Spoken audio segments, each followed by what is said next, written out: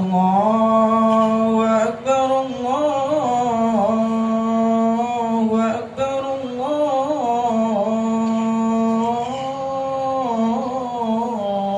أكبر لا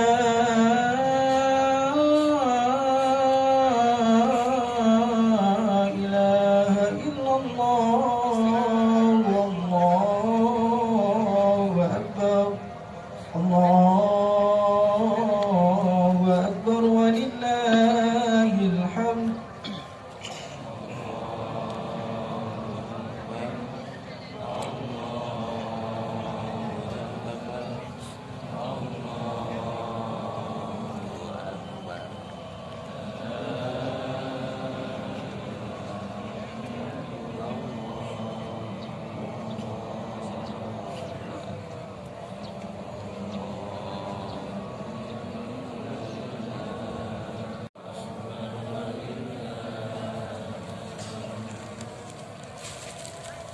الله أكبر الله أكبر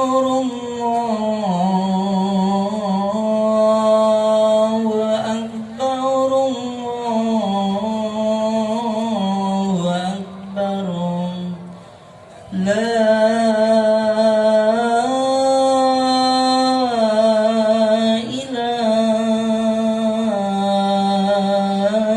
إلا الله والله أكبر الله أكبر ولله الحمد الله أكبر الله أكبر الله أكبر لا إله إلا الله الله أكبر الله أكبر ولله الحمد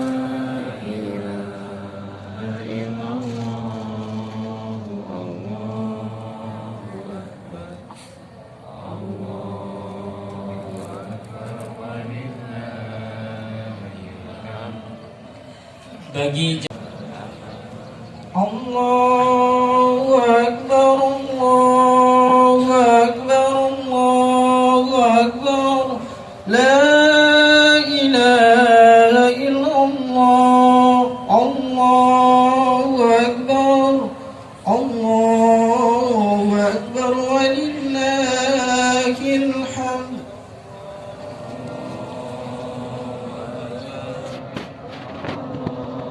warahmatullahi wabarakatuh. Tepat pukul 6:30 waktu Indonesia Barat. Marilah kita ikuti dengan khusyuk dan khidmat Salat Idul Adha 1446 Hijriah. Selaku imam dan khotib Bapak Ustadz Agus Solihin SH, kepada beliau disilahkan. Ringkannya di atas lambung kirinya. Yang ketika menginjak lambung kanan hewan kurban atau kambing dengan menggunakan kaki kanan. Kemudian tidak menyembelih hewan kurban di hadapan hewan kurban lainnya, yaitu dengan cara diberitahu. Menjalankan perintah Allah tanpa kompromi, apalagi transaksional. Ayah dan anak ini menjadi suri tauladan bagi kita semuanya dalam banyak hal, dalam ketaatan, dalam kepasrahan diri kepada Allah Subhanahu wa Ta'ala, dalam kesabaran dan keikhlasan beribadah, serta dalam menjalani hidup dan kehidupan.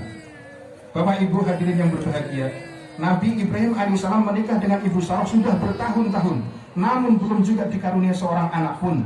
Beliau telah lama mengidamkan hadirnya seorang anak. Kemudian oleh Sarah, Nabi Ibrahim dipersilahkan untuk menikah lagi dengan Ibu Hajar, yang tidak lain adalah pembantu bagi keluarga Ibrahim. Dan akhirnya Nabi Ibrahim dikarunia seorang anak yang diberi nama Ismail. kita bisa membayangkan betapa Nabi Ibrahim tengah diuji oleh Allah Subhanahu wa Ta'ala, bahwa anak satu-satunya yang telah lama beliau nantikan kehadirannya hingga usia beliau hampir 100 tahun, pada akhirnya harus dikorbankan atas perintah Allah dengan cara disembelihnya sendiri. Bagaimanakah sikap Nabi Ibrahim menghadapi perintah tersebut? Nabi Ibrahim adalah seorang Rasul, maka beliau tidak ragu-ragu dalam memahami dan menerima perintah tersebut.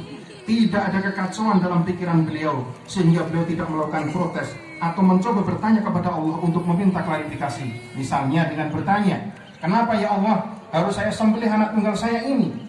Tidak ada pertanyaan-pertanyaan seperti itu. Yang ada pada Nabi Ibrahim adalah penerimaan total, keridhaan dan ikhlasan yang luar biasa. Dalam Al-Quran surat As-Saffat ayat 102 Allah berfirman, qala ya bunayya inni ara fil manami anni adbahuka fangdur madza tara. Qala ya abati fa'al ma tu'mar satajiduni insyaallah minas sabirin. Nabi Ibrahim berkata, "Hai anakku, sesungguhnya aku melihat dalam mimpi bahwa aku menyembelihmu, maka fikirkanlah apa pendapatmu." Ismail menjawab, "Wahai bapakku, kerjakanlah apa yang diperintahkan kepadamu. Insyaallah engkau akan mendapatiku termasuk orang yang sabar." Ketika keduanya siap untuk melaksanakan perintah Allah, iblis datang menggoda sang ayah, sang anak, dan sang ibu silih berganti. Akan tetapi Nabi Ibrahim, Siti Hajar, dan Nabi Ismail tidak tergoyah oleh bujuk rayu iblis yang menggoda agar membatalkan niatnya. Mereka tidak terpengaruh sedikit pun untuk mengurungkan niatnya melaksanakan perintah Allah. Ibrahim melempar iblis dengan batu, mengusirnya pergi. Doa dan ini kemudian menjadi salah satu rangkaian ibadah haji, yakni melempar jumroh. Hadirin jamaah Idul Adha yang dirahmati Allah, ketika sang ayah belum juga mengayunkan pisau di leher putranya, sesaat setelah pisau nyaris digerakkan, tiba-tiba Allah berseru dengan firman-Nya, menyuruh sang ayah menghentikan langkahnya. Tidak usah diteruskan pengorbanan terhadap anaknya. Allah telah meridhoi kedua ayah dan anak atas totalitas keikhlasan dan ketakwaan mereka berdua. Sebagai imbalan keikhlasan mereka, Allah mencukupkan dengan penyembelihan seekor kambing sebagai kurban. Sebagaimana diterangkan dalam Al-Quran, wa fadainahu bidzibhin adzim, dan kami tebus anak itu dengan seekor sembelihan yang besar. Wa tarakna alaihi fil akhirin, kami abadikan untuk Ibrahim menjadi pujian yang baik di kalangan orang-orang yang datang kemudian. Salamun ala Ibrahim, yaitu kesejahteraan semoga dilimpahkan kepada Nabi Ibrahim. Kadzalika najzil muhsinin, demikianlah kami beri balasan kepada orang-orang yang berbuat baik. Subhanallah, Maha suci Allah, segala puji bagi Allah, penguasa semesta alam. Allah Maha penyayang. Korban yang diperintahkan oleh Allah Rasul kepada kita tidak sampai menyembelih anak kita, sebagaimana Nabi Ibrahim diperintahkan menyembelih anak kandungnya sendiri, yaitu Nabi Ismail. Tapi cukup menyembelih binatang ternak, baik kambing, sapi, ataupun onta. Bapak Ibu saudaraku semua, kisah Nabi Ibrahim alaihissalam beserta keluarganya yang hari ini kita rayakan hendaknya bisa menjadi pengingat bagi kita semua.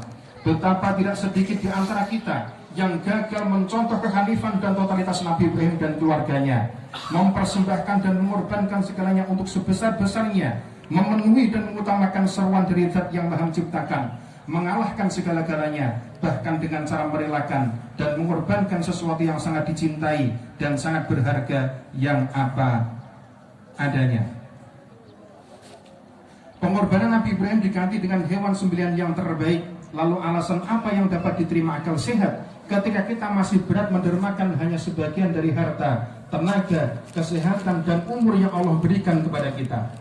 Mari kita jadikan Idul Adha ini sebagai titik balik, sebagai sebuah komitmen baru untuk menjadi pribadi yang lebih bertakwa, lebih peduli, dan lebih bermanfaat. Jika kita memiliki kelebihan rezeki, maka berkorban harta untuk yang membutuhkan. Jika kita memiliki ilmu, maka berkorban waktu untuk berbagi pengetahuan. Jika kita memiliki tenaga, mari berkorban untuk membantu sesama. Dan yang terpenting, mari kita berkorban hawa nafsu dan kesenangan duniawi demi meraih ridha Allah Subhanahu wa Ta'ala. Akhirnya, marilah kita berdoa.